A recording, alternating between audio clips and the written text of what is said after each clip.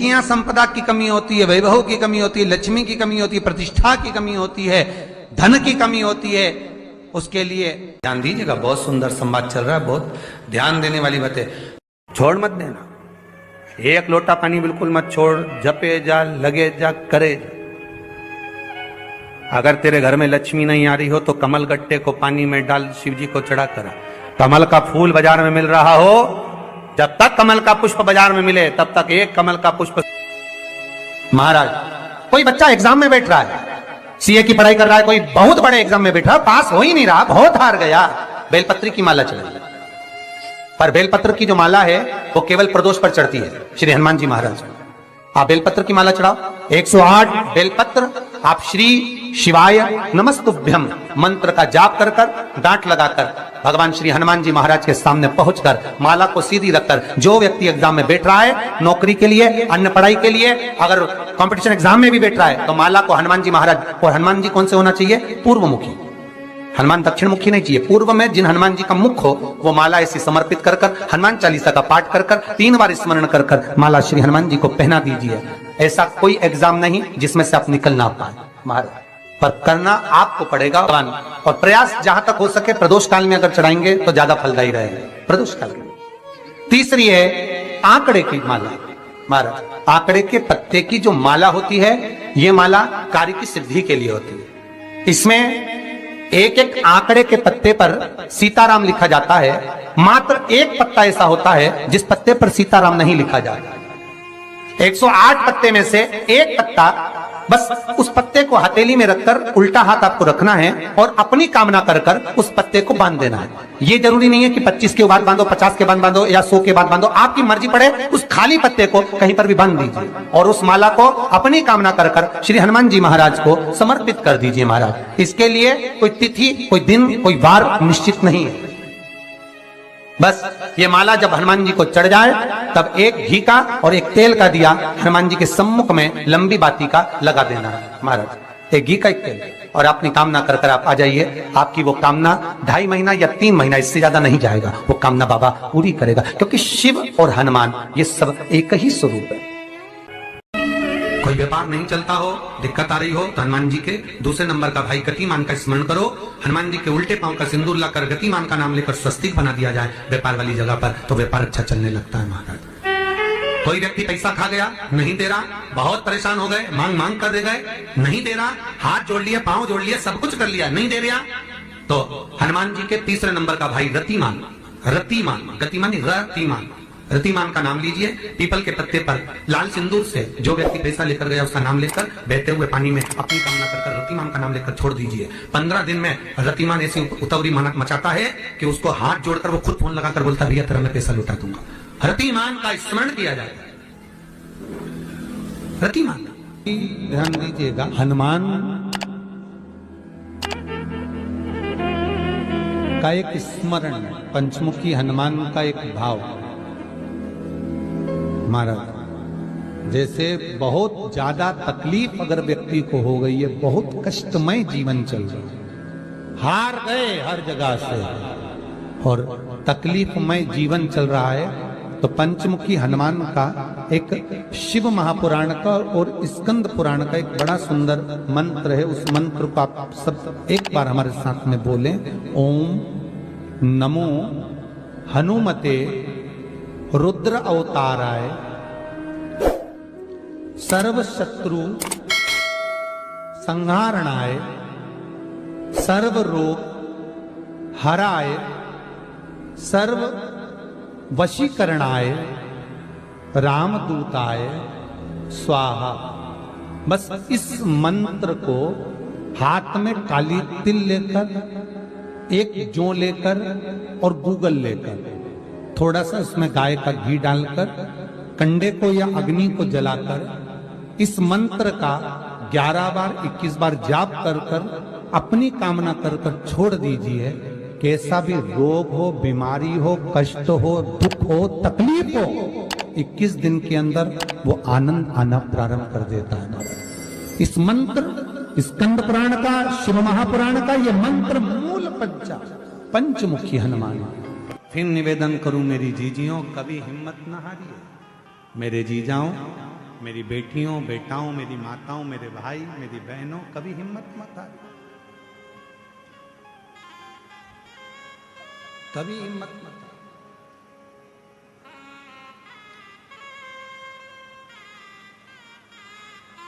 खुद पर विश्वास रखो और देवाधिदेव महादेव पर विश्वास रखो।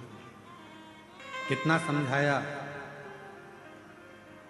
भगवान देवाधिदेव महादेव ने माता सती को, सती तुम मत जाओ तुम्हारे पिता के घर में।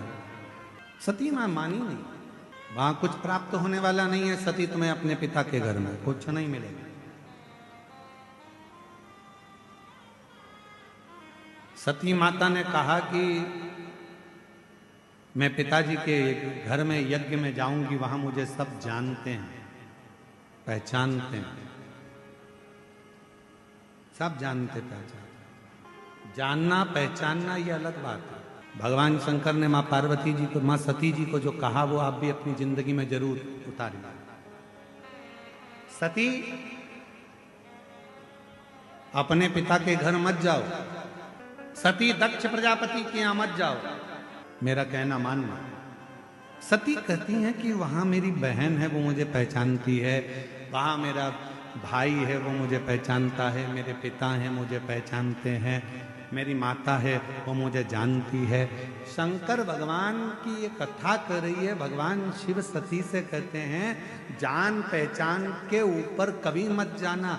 सती जानने और पहचानने वाले तो दुनिया में ढेर सारे होंगे, पर आपको समझने वाले दुनिया में बहुत कम।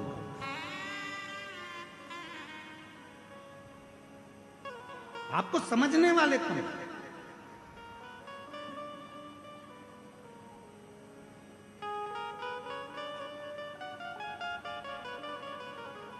शिवजी माता सती को समझा रहे हैं कि तुम्हें समझने वाले चाहिए।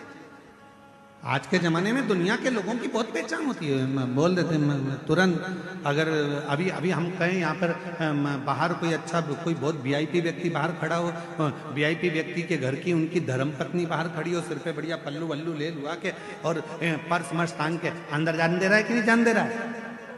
सिर पे पल्लू वल्लू लेके अंदर जान देगा कि नहीं जान देगा? नहीं जान दो। इतनी देर में उसने लगाया फोन, अभी रुक जा मैं तेरी बात कर रही हूँ, तक तक तक तक कर फोन लगा के ले।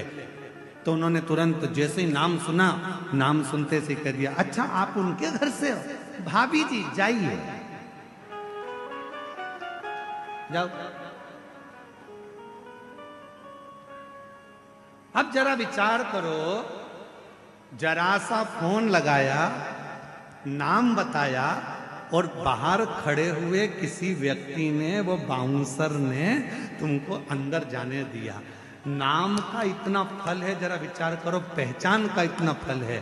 तो तुम्हारी पहचान उस ऑफिसर से थी, उसका नाम लेते से ही तुम अंदर आ गए, तो जरा विचार करिए, जैसे ही श्री शिवाय नमस्तुभ्यम कहोगे वैसे ही तुमको भी प्रवेश वैकुंठ में मिल जाए। वैकुंठ। फिर निवेदन करूं इस व्यासपीठ के माध्यम से कि उधार भी सोच कर दो और प्यार भी सोच कर। 50 बार विचार करिए, 50 बार, हजारों हजार बार विचार करिए, तब जाकर किसी को उधार दीजिए। और हजारों बार विचार कर लो कि ये व्यक्ति तुम्हारे लायक है कि नहीं। कई लोग हमसे कहते हैं गुरुजी बेटे का ब्याह करना है, कोई कहता गुरुजी बेटी का ब्याह करना है, हमारी बेटी की अब उम्र हो गई है, शादी करना है, बेटी का ब्याह करना है, गुरुजी पक्का नहीं हो रहा, गुरुजी पक्का नहीं हो रहा है। हम उनसे कहते हैं इतनी जल्दी मत करो, ब्याह करना सरल है, शादी करना सरल है, दहेज देना सरल है, दूल्हा ढूंढना सरल है, पर एक बात याद रखना, बेटी का विवाह करने के लिए कोई कमी नहीं है, आप अच्छे से कर सकते हो, बेटी ब्याह सकते हो, पर दुनिया का सबसे कठिन काम अगर कुछ है तो अपनी बेटी के लिए वो वर ढूंढना जो तुम्हारी बेटी का आदर करे, सम्मान करे, सत्कार करे और उसको साथ लेकर चले। ऐसा वर ढूंढना कठिन है। मकान देख लोगे, जमीन देख लोगे, जायदाद देख लोगे, पेट्रोल पंप देख लोगे, गाड़ी बंगला देख लोगे कि लड़की के लिए सब कुछ दिख रहा है, पर लड़की के लिए जिससे तुम शादी करने वाले हो, जिस लड़के से तुम ब्याहने वाले हो, उसको देखना जरूरी है कि ये कैसा है। गाड़ी और बंगला, जमीन और जायदाद तो बेटी के अगर भाग्य में होगा तो मिल जाएगा, भाग्य में नहीं होगा तो वो सारा समाप्त भी हो जाएगा। लड़का ठीक है कि नहीं, व्यवहार ठीक है कि नहीं, उसका स्वरूप अर्थात वो कहीं गलत संगत में तो नहीं पड़ा, व्यसन में तो नहीं पड़ा, मदिरापान में तो नहीं पड़ा, मांसाहार में तो नहीं पड़ा। मालूम पड़े दिन रात को 12, 1, 2 बजे तक आ रहा है और मालूम पड़े बेटी आंखों से आंसू बहा रही हो, तो वो गाड़ी, वो बंगला, वो पेट्रोल पंप, वो जायदाद, वो जमीन किस काम की, किस काम? स्वयं जगत जननी जगदम्बा अम्बा मां पार्वती जी नंदी के पास बैठकर शिव की चर्चा करती हैं। इसलिए निवेदन है, यदि कभी मौका लगे आपकी जिंदगी में, कभी जीवन में अगर ऐसा लगे कि बहुत दुख है, बहुत तकलीफ है, बहुत कष्ट है, एक बेलपत्र अपने हाथ में रखो, उल्टे हाथ में, सीधे हाथ से उस बेलपत्र पर अपना हाथ रखिए, नंदीश्वर महादेव का स्मरण करिए, 7 बार श्री शिवाय नमस्तुभ्यम कहिए। फिर उस बेलपत्र को सीधे हाथ में रहकर, जो नंदी शिवजी के मंदिर में है, दोनों सींग है, उस सींग के ठीक पीछे नंदी का उभरा हुआ भाग है, उस भाग पर नंदीश्वर शिवलिंग का स्मरण कर कर बेलपत्र को चढ़ा दो। इस टंडी का भाग पूंछ की ओर होना चाहिए, पत्ते का भाग मुख की ओर हो, और उस बेलपत्र को बाबा के चढ़ाकर, कितना भी दुख हो जिंदगी में, कितना भी कष्ट हो, नंदीश्वर महादेव का जब स्मरण आप करने लगते हो तो धीरे धीरे वो दुख कटना प्रारंभ हो जाता है, शिव हाथ पकड़ना प्रारंभ हो। नंदीश्वर शिव ओघड़दानी है। और जो जैसी 17 साल के बाद बच्चा हुआ है, एक बार जोरदार ताली बजाकर स्वागत। जो जैसी वो वैसा ही फल पाया, नहीं खालियों से लौटाया, वो मन ही मन हर्षाया, और कर दिया माला माल काशी वाले ने, लुटा दिया भंडार काशी वाले ने, लुटा दिया भंडार काशी वाले ने, कर दिया माला माल काशी वाले। शिव कथा कर रही है, भगवान शंकर का पवित्र चरित्र कर रहा है। पार्वती मैया यदि शिव को प्राप्त करी है, भगवान शंकर को प्राप्त करी है, तो नंदी की ही कृपा हुई, नंदीश्वर। कहते हैं पार्वती मैया जब छोटी अवस्था में, बाल्य अवस्था में थी, तभी से शिव की आराधना में लगी रहती। कई बार भगवान शंकर वृषभ का रूप लेकर आते हैं और वृषभ का रूप रखकर आकर मां जगत जननी जगदम्बा पार्वती से बहुत उनके मन की बातों को श्रवण करते हैं। बहुत ऐसी मां जगत जननी। बोला नंदीश्वर महादेव की जय। नंदीश्वर। और कहते हैं कि बाल्यावस्था में एक बार मां जगत जननी जगदम्बा मां पार्वती मैया, मां जगत जननी जगदम्बा मां पार्वती जी एक बार बाल्यावस्था में